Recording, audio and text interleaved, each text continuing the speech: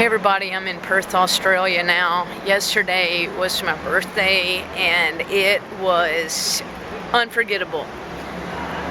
A few weeks ago I left Israel and went to the UK.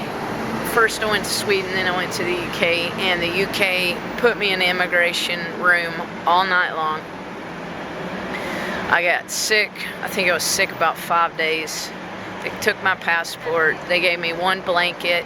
I asked for a second blanket. I was so cold. Anyway, they sent me back to Sweden, and now I have to get a visa just to come into the UK. Well, yesterday I left, I left Bangkok on the 21st, and I got to Singapore at 1 in the morning, but 2 o'clock in the morning, Singapore time. As soon as I went through immigration in Singapore, they were looking at the screen, and then they were like,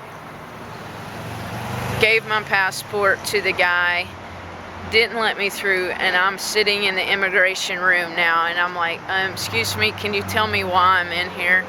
And at first they told me, oh, because you have a popular name, a name that it's like other people. And I'm like, Cummings, give me a break. I do not have a popular name in Singapore. That's crazy. So I get on my laptop, and they didn't make me take my laptop down, and I quickly told my friends on Facebook, pray, alert, you know, I'm in this room, it's my birthday, this is definitely not what I want to do for my birthday. I need to get out of Singapore, across immigration, so I can board my plane to Australia. Well, they prayed and I prayed, and they asked me, I don't know, 20, 30 questions. They looked through my bags. They wanted to know how much money I had, how I felt about the racial harmony in Singapore. They knew I was a missionary, and they knew that I had preached there this summer.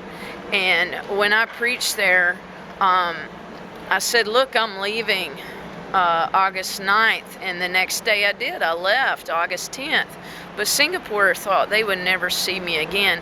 So yesterday I had to promise the Singapore immigration that I would not even go into their city and preach at all. And I showed them on my laptop proof that I was going to Australia. I said, look, I don't want to preach in Singapore. I've already preached here. There is not freedom of speech. And the worst part about the whole thing is there was some mega church that's in a huge scandal called City Harvest Church. Huge scandal. It's all over their front page of the paper yesterday. Horrible. So they wanted to know what church I was a part of, like who sent me, everything. Oh, it was just horrible.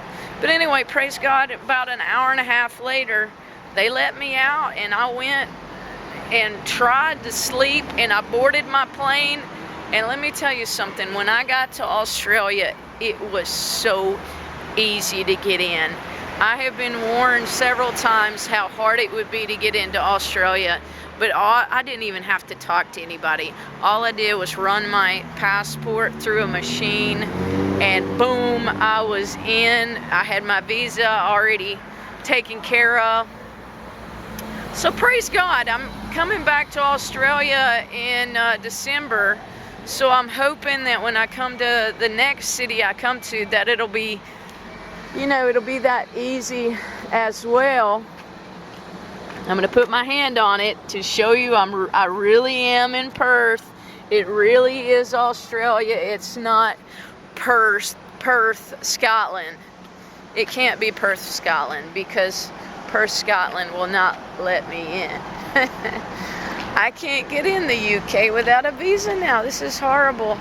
So anyway, yeah, I met that team preaching, and we got to share, and shared my testimony with a few people tonight. So it was good. I'm looking forward to preaching tomorrow.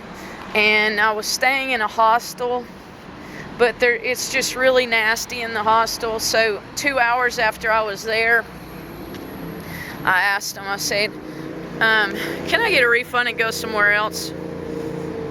And I was on the top bunk too, and they said, yeah. So it was kind of like a party hostel, and people were drinking and loud, and it's like about 5 o'clock, and it was just loud, and I was like, I'm getting out of here.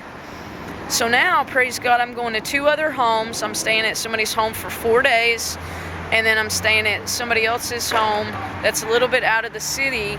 And this lady is a Christian. The second place I'm going, this lady's a Christian and a professional writer.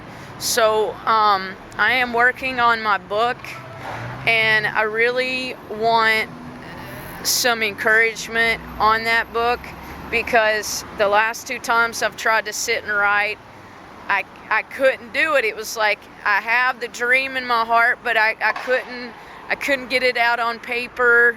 I couldn't focus, you know. My father died September 3rd while I was writing and working on the book. So I just closed it then, and I was like, I can't write. And then the other day I tried to, you know, I actually didn't even get the paper out the other day. But I wanted to, but I didn't sit down and do it, because I started thinking about what I'm going to do when I get to America. You know, that's only about 4 months away, and it worries me, and I shouldn't worry. But I believe going to stay at this lady's house, she'll really help me complete this book, Motel Honda, My Life Began When I Moved Into My Car. So it really did. I mean, Revival was awesome, being a part of that. So many beautiful things in my life, but when I moved into my car, man, that was when my relationship with God and ministry went to a whole new level. And I'm trying to get it documented. I've written already 2011 till March 2015, so that's pretty good. And I have somebody editing it in America. She's typing everything. So my heart is in it to finish this book, and I will. So praise God, I'm in Perth waiting on my bus. And then, like I said, tomorrow I start outreaches. Tomorrow I go to my new place.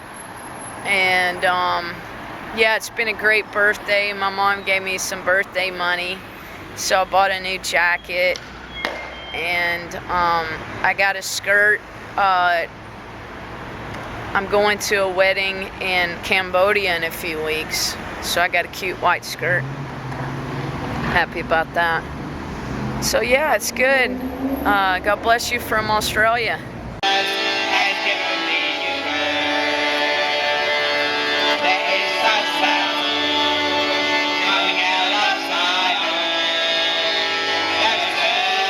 I got an Australian Bible.